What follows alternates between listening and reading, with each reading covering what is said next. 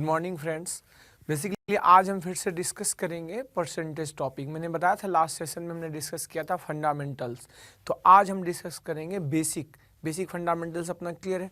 अब टाइप 1 आज डिस्कस करेंगे कि टाइप 1 क्या है।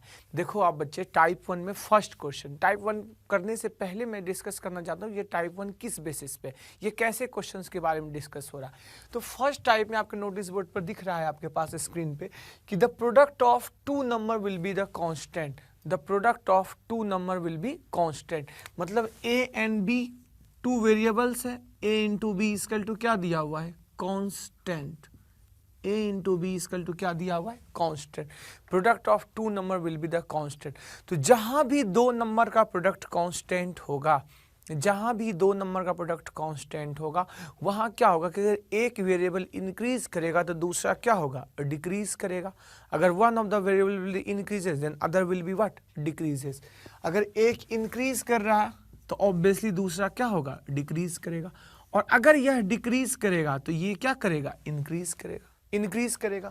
तो क्लियर है कॉन्सेप्ट। तो कैसे, एग्जांपल समझो चीज़ों को लेकर। इस पर काफ़ी सारे एग्जांपल्स बन सकते हैं। छोटा सा एग्जांपल मैं लेता हूँ कि जैसे मान लीजिए आप कुछ भी, आप इंस्टीट्यूट से घर जाते हो और घर से इंस्टीट्यूट आते हो, जो डिस्टेंस कवर्ड है वो आपके लिए क्या है, कांस्टेंट। तो डिस्टेंस कांस्टेंट है। तो अगर प्रैक्टिकली सोचो कि आप पैदल आते हो, तो पैदल आते तो अगर 10 मिनट लगता है, 12 मिनट लगता है, 15 मिनट लगता है, और इंस्टीट्यूट आया आपने 15 मिनट लगा। और जब इंस्टीट्यूट से घर जाते हो तो ऑब्वियसली मान लो किसी के बाइक पे चले गए, किसी के साथ बैठ के चले गए बाइक पर, ऑब्वियसली कितना टाइम लगेगा, 2 मिनट, 3 मिनट, 5 मिनट। तो क्यों ऐसा हुआ कि सेम ही दूरी को तय करने में एक बार 10 मिनट लगा था या एक बार 15 मिनट लगा था, और नेक्स्ट टाइम ये लगा आपके पास टाइम क्या, 2 से 3 मिनट। इसके पीछे रीजन क्या है, डिस्टेंस तो सेम था। तो आप सबको पता है कि डिस्टेंस इक्वल टू क्या होता है, डिस्टेंस इक्वल टू क्या होता है, स्पीड इनटू क्या, टाइमिंग। तो अगर डिस्टेंस कांस्टेंट है, अगर डिस्टेंस क्या है, दूरी कांस्टेंट है, तो स्पीड बढ़ाओगे तो टाइम क्या होगा, कम होगा, और स्पीड घटाओगे तो टाइम क्या होगा, अधिक होगा। सिंपल सा कॉन्सेप्ट क्या हमने लगाया कि अगर दो नंबर का प्रोडक्ट कांस्टेंट है तो एक इंक्रीज करेगा तो दूसरा क्या होगा, डिक्रीज करेगा, और एक डिक्रीज करेगा तो दूसरा क्या होगा, इंक्रीज करेगा। तो ये तो वन ऑफ द रीजन हो गया। नेक्स्ट एग्जांपल समझते हैं इसका। आप सबको पता है कि एरिया, किसका एरिया, किसी भी आयत का क्षेत्रफल की हम बात करते हैं, एरिया इक्वल टू क्या होता है, लंबाई इंटू क्या, चौड़ाई। तो अगर लंबाई इंक्रीज करेगा तो चौड़ाई क्या होगा, डिक्रीज होगा। कब, जब प्रोडक्ट क्या हो, कांस्टेंट। तीसरा आप सबको पता है एक्सपेंडिचर। एक्सपेंडिचर इक्वल टू क्या होता है, एक्सपेंडिचर टोटल खर्च। टोटल खर्च इक्वल टू क्या होता है आपके पास, expenditure equal to quantity into क्या, प्राइस। प्रैक्टिकली देखो, प्रैक्टिकली अगर मैं बात करूं कि मान लो मतलब ऐसा हुआ कि पेट्रोल की प्राइस इंक्रीज हो गई, तो प्रैक्टिकली क्या ऐसा होता है कि पेट्रोल की प्राइस, आज मान लो न्यूज़पेपर में आया कि पेट्रोल की प्राइस इंक्रीज हो गई, तो क्या ऐसा होता है घर वाले बुला के बोलते हैं बेटे देखो पेट्रोल की प्राइस इंक्रीज हो गई है तो मैं आपकी पॉकेट मनी बढ़ा देता हूँ, ऐसा नहीं होता है। तो क्या था उस केस में कि जिस गली में 4 चक्कर लगाते थे उस गली में 2 ही चक्कर लगाएंगे। इट मीन्स कहने का लॉजिक ये हुआ कि अगर आपका खर्च कांस्टेंट है तो अगर प्राइस इंक्रीज कर रहा है तो ऑब्वियसली कंजम्पशन क्या कर दोगे आप, कम कर दोगे। कंजम्पशन क्या कर दोगे, कम कर दोगे। तो आपके पास एक बजट कांस्टेंट है, आपका बजट कांस्टेंट। अगर महंगाई ज़्यादा हो गई तो ऑब्वियसली क्या करोगे आप, कंजम्पशन क्या कर दोगे, कम कर दोगे। और अगर कभी कभी बहुत सारे ऐसे केसेस होते हैं कि आप क्या करते हो, आपके पास बजट कांस्टेंट है लेकिन क्या है, अगर प्राइस डिक्रीज हो गई तो ऑब्वियसली कंजम्पशन हम क्या करते हैं, इंक्रीज कर लेते हैं। ये हुआ दूसरा। या तीसरा प्रोसेस ये भी हो सकता है, आपने देखा होगा काफ़ी जगह दुकानों में सेल लगा होता है। क्यों सेल लगा होता है, इसके पीछे रीजन क्या है, इसके पीछे रीजन क्या है, बिक्री बढ़ाने के लिए। मतलब अपना जो रिवेन्यू है वो कांस्टेंट है। अगर रिवेन्यू कांस्टेंट है तो ऑब्वियसली रिवेन्यू को कांस्टेंट रखना है तो हम क्या करते हैं, प्राइस डिक्रीज कर देते हैं, तो ऑब्वियसली क्या है, नंबर ऑफ विजिटर्स इंक्रीज हो जाते हैं। तो ये बहुत सारे सिचुएशंस हो सकते हैं। टाइम एंड वर्क में भी हम ये थ्योरी लगा सकते हैं कि वर्क कांस्टेंट है। अगर वर्क कांस्टेंट है तो अगर number of person, number of worker increase कर लोगे तो टाइम क्या होगा, कम लगेगा। अगर नंबर ऑफ पर्सन डिक्रीज कर दोगे तो टाइम ज़्यादा लगेगा। जैसे सिंपल सा रूम के वाइट वॉश करवाने की बात करते हैं, रूम को हमें वाइट वॉश करवाना है, तो अगर 4 लेबर काम पे लगाए तो 10 दिन में काम कंप्लीट होता है। तो अगर हमने 8 लेबर लगा दिया तो ऑब्वियसली 5 ही दिनों में काम कंप्लीट हो जाएगा। क्यों, देखा आपने कि वर्क कांस्टेंट है वर्क कांस्टेंट है, तो number of visitors number of workers increase करेगा तो ऑब्वियसली टाइम ड्यूरेशन क्या हो जाएगा, कम हो जाएगा, और नंबर ऑफ वर्कर्स डिक्रीज करेगा तो ऑब्वियसली टाइम ड्यूरेशन क्या हो जाएगा, बढ़ जाएगा। तो क्या कॉन्सेप्ट है कि अगर दो नंबर का प्रोडक्ट कांस्टेंट है तो एक इंक्रीज करेगा तो दूसरा क्या होगा, डिक्रीज करेगा। तो ये हमें थ्योरी में रखना, हमेशा याद रखना कि जहां भी ऐसा कॉन्सेप्ट हो, इंटरेस्ट में लग सकता है, टाइम एंड वर्क में लग सकता है, टाइम एंड डिस्टेंस में लग सकता है, प्रॉफिट लॉस में लग सकता है, परसेंटेज में लग सकता है, हर जगह ये कॉन्सेप्ट लग सकता है, मेंसुरेशन में ये कॉन्सेप्ट लग सकता है। तो हमने देखा है कि ये एक ही कॉन्सेप्ट हर जगह यूजफुल होता है। तो अब इस बेसिस पे एक बेसिक क्वेश्चंस मैं करता हूँ और फिर आगे क्वेश्चंस आप करना।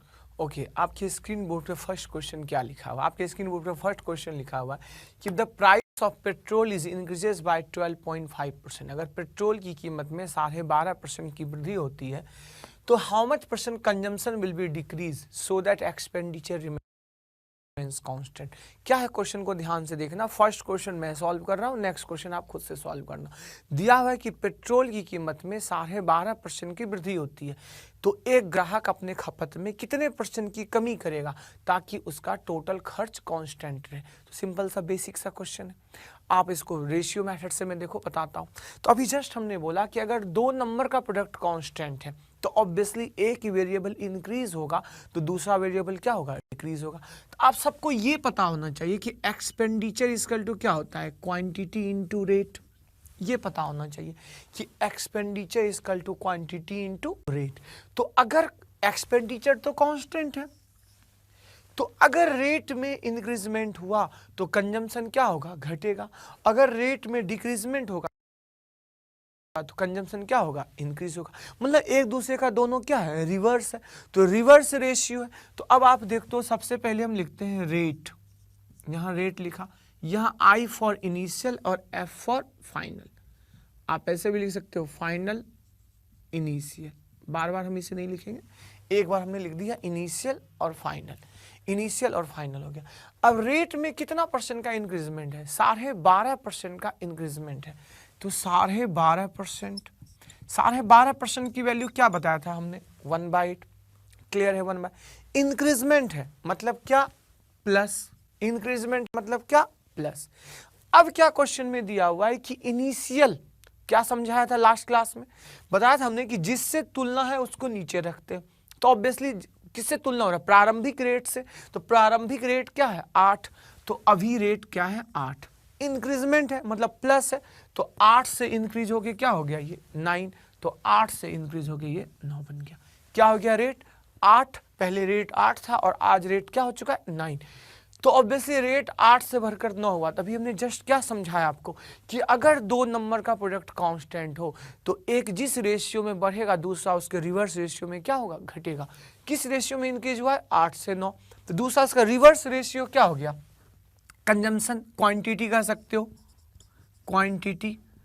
तो क्वांटिटी किस रेट में घटेगा, ये 8 से 9 हुआ तो ये किस रेट से घटा, 9 से 8। ये 9 से हो गया 8। तो कितना घटा, देखो ध्यान से, 9 से 8 हो गया, कितना घटा, -1 हो गया। कितने में से, अब तुलना किससे, प्रारंभिक। अब प्रारंभिक क्वांटिटी क्या आ रही है, दिख रही है 9, और अभी की क्वांटिटी क्या दिख रही है, 8। कितना यूनिट हमने क्वांटिटी में चेंज किया है, 1 यूनिट घटा, मतलब 1 यूनिट का डिक्रीजमेंट हुआ। किससे, इनिशियल वैल्यू से। तो प्रारंभिक वैल्यू क्या है, 9। तो 1/9 इक्वल टू क्या हुआ, 11.11% का क्या हुआ, डिक्रीजमेंट आया। माइनस की मीनिंग क्या होगा, डिक्रीजमेंट। अगर यहाँ प्लस होता तो क्या होता, इंक्रीजमेंट। फिर से देखो क्या दिया हुआ है कि अगर रेट में 12.5% की वृद्धि हो, 12.5% 1/8 इंक्रीजमेंट है मतलब क्या, प्लस। तो 8 से इंक्रीज हो गया क्या हो गया, 9 इनिशियल रेट। तो ऑब्वियसली क्वांटिटी क्या होगा, जस्ट रिवर्स, इसका क्या हो जाएगा, रिवर्स, क्योंकि इनवर्सली प्रोपोर्शनल है। ये 8 से 9 हुआ तो ये 9 से क्या हो गया, 8। जस्ट इसका रिवर्स उल्टा हो जाता है। कितना यूनिट, ये क्या रिप्रेजेंट कर रहा है, इनिशियली हम 9 यूनिट क्वांटिटी यूज कर रहे थे और आज क्वांटिटी हमें कितना यूज करना पड़ रहा है, 8 यूनिट। कितना यूनिट घटा, 1 यूनिट। तो 1/9 इक्वल टू 11.11%। इतना % का क्या हुआ, डिक्रीजमेंट हुआ। तो मतलब हम कह सकते हैं इस क्वेश्चन में कि अपना खपत, अपनी क्वांटिटी, अपना कंजम्पशन कितना % कम करना होगा, 11.11% कम करना होगा। तो अब इस पे हम सेकेंड क्वेश्चन करते हैं, इसे नोट कर लीजिए आप। अब आपके स्क्रीन बोर्ड पे दूसरा क्वेश्चन क्या लिखा हुआ है? दूसरा क्वेश्चन आपके स्क्रीन बोर्ड पे लिखा हुआ है, the length of a rectangle is increases by 20%, आयत की लंबाई को 20% बढ़ा दिया जाए, then how much percent breadth will be change, चौड़ाई में कितने परसेंट की कमी की जाए, so that area remains constant. आयत को कितना परसेंट बढ़ाया गया, लंबाई को 20%। पूछा जा रहा है कि लंबाई को अगर हमने 20% बढ़ाया तो चौड़ाई में कितने परसेंट की कमी करें ताकि क्षेत्रफल कांस्टेंट हो। तो देखो इजीली आप सॉल्व कर लोगे। आपको ये पता होना चाहिए बस कि एरिया इक्वल टू क्या होता है, लंबाई इंटू क्या, चौड़ाई। एल फॉर लंबाई, लेंथ, बी फॉर ब्रेथ, चौड़ाई। तो ये एरिया कांस्टेंट है। तो लेंथ में इंक्रीजमेंट, लेंथ ब्रेथ लिखा, initial I, F for final लिखा। सिंपल सा जैसे सेम किया था। 20%, 20% की मीनिंग क्या, 1/5। इंक्रीजमेंट है मतलब क्या, प्लस। तो 5 से इंक्रीज हो गया क्या हो गया, 6। 5 से इंक्रीज हो क्या हो गया, 6। तो अब लंबाई 5 से 6 हो गया, तो ब्रेथ क्या हो जाएगा, जस्ट रिवर्स, 6 से घटकर क्या हो जाएगा, 5। कितना यूनिट चेंज हुआ, 1 यूनिट घटा, तो 1/6 इंटू 100। तो 1/6 इंटू 100 क्या हुआ, 16.66% का क्या हुआ, डिक्रीजमेंट। इजी सॉल्व हो गया कि लंबाई कितना परसेंट बढ़ा है, 20%, 5 का 6, जस्ट रिवर्स चौड़ाई 6 से 5, कितना यूनिट घटा, 1 यूनिट। तो 1/6 इंटू 100, 16.66%।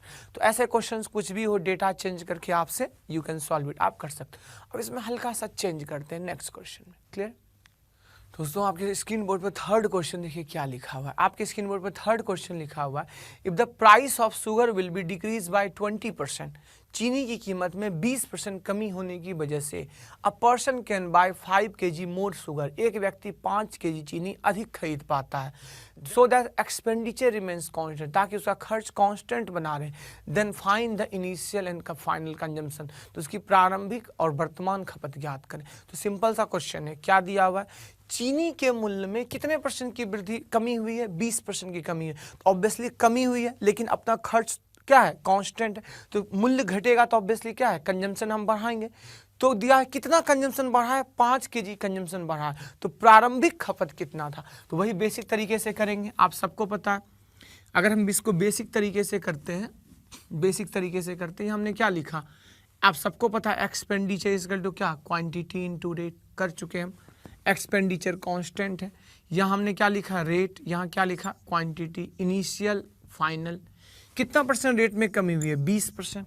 तो 20% की मीनिंग क्या, 1/5 कमी हुआ मतलब क्या, माइनस। 5 से घटकर क्या हो गया, ये 4, 5 से घटकर 4। तो ऑब्वियसली रेट 5 से घटकर 4, तो खपत क्या हो जाएगा, 4 से बढ़कर 5, 4 से बढ़कर 5। कितना यूनिट खपत बढ़ा है, 4 से 5 हुआ, कितना यूनिट बढ़ा, 1 यूनिट। तो 1 यूनिट की वैल्यू क्या है, 1 यूनिट इंक्रीज हुआ, और रियल में इंक्रीजमेंट कितना हुआ है, 5 kg। तो 1 यूनिट की वैल्यू 5 kg, ये आ गया 5 kg, 1 यूनिट की वैल्यू क्या, 5 kg। समझ में आया ना, ये 4 यूनिट है, ये 5 यूनिट है। तो कंजम्पशन 4 यूनिट से बढ़कर 5 यूनिट हो गया, 1 यूनिट बढ़ा, 1 यूनिट की वैल्यू क्या हो गई, 5 kg।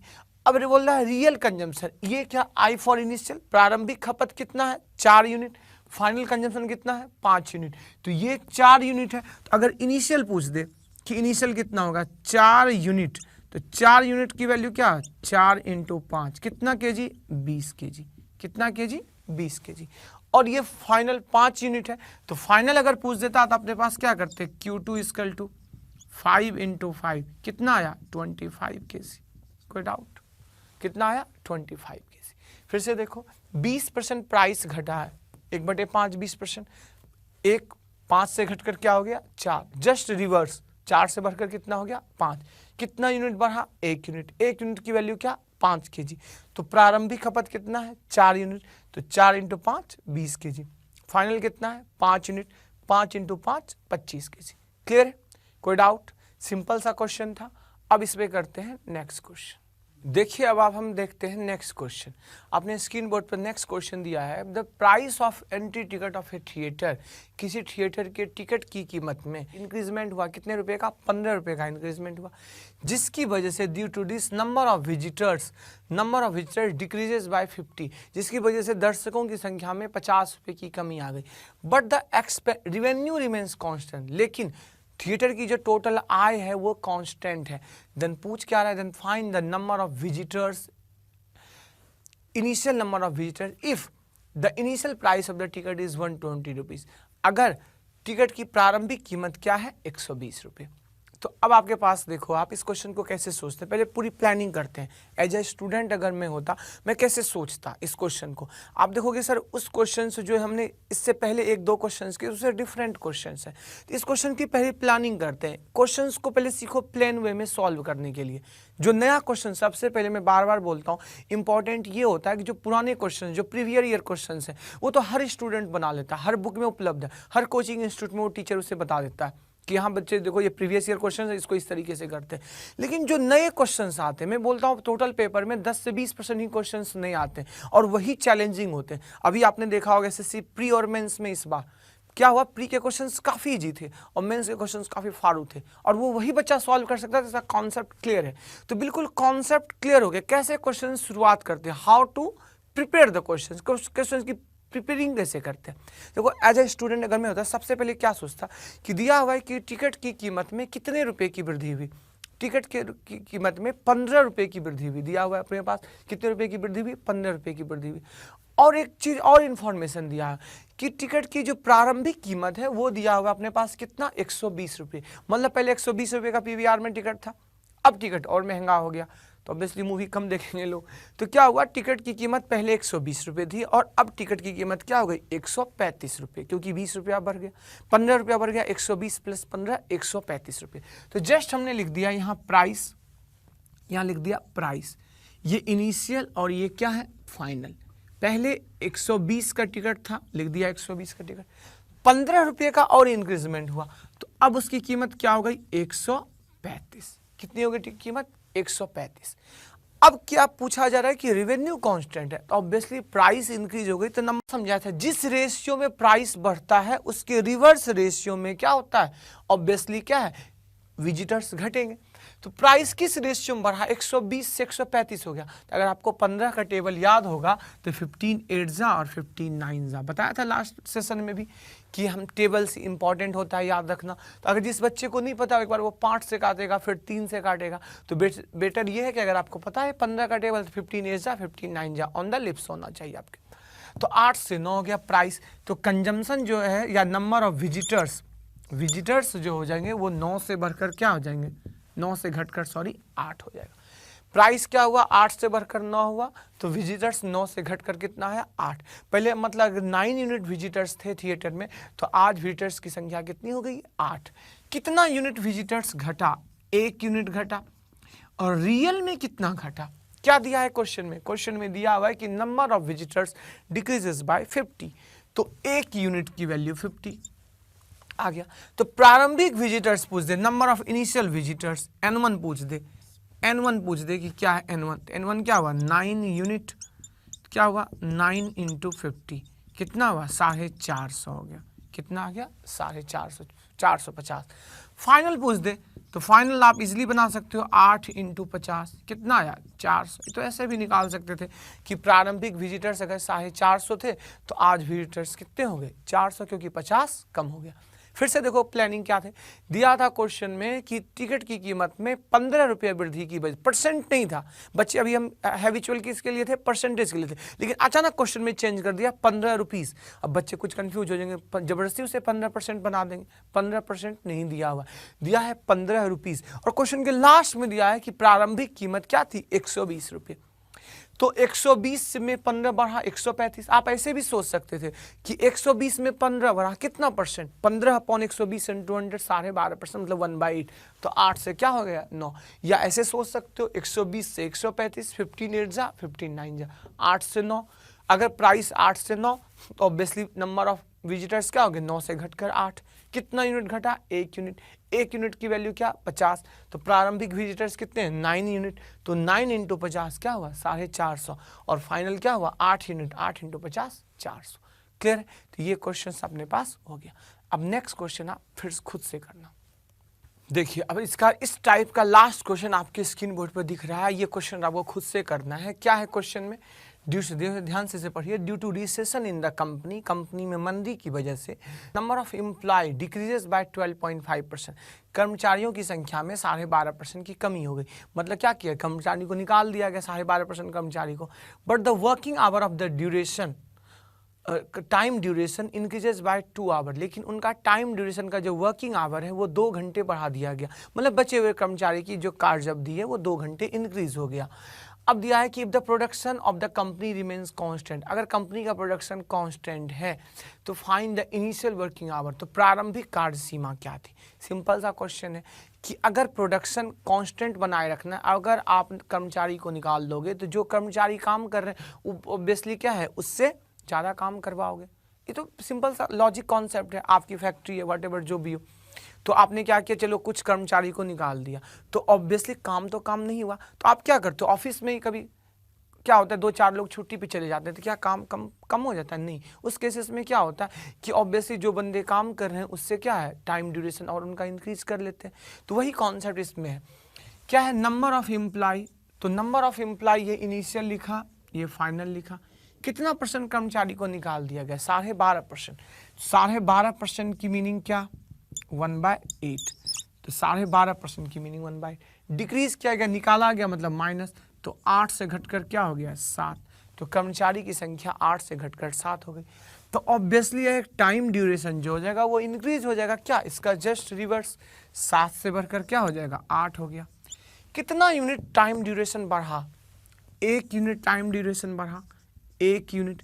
और रियल में उस बंदे कितना टाइम ड्यूरेशन बढ़ा, क्वेश्चन में लिख रहा है कि रियल में 2 घंटे इंक्रीज हो गया, तो 1 यूनिट की वैल्यू क्या 2 आवर।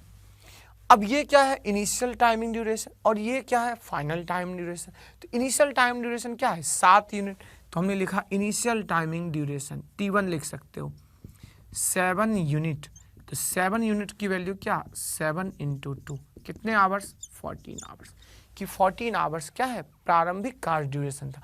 अगर बात का पूछे तो क्या हुआ 2 घंटे और हमने इंक्रीज किया तो क्या हो गया 14 घंटे अभी है, 14 + 2 कितने हो जाएंगे 16 घंटे हो जाए। मतलब अभी वो बंदा काम कर रहा था कितने प्रारंभ में 14 घंटे कर्मचारी काम कर रहा था और बाद में क्या हो जाएगा वो 16 घंटे काम करेगा। क्लियर है, कोई डाउट। अब इस पे हम नेक्स्ट टाइप करेंगे टाइप 2।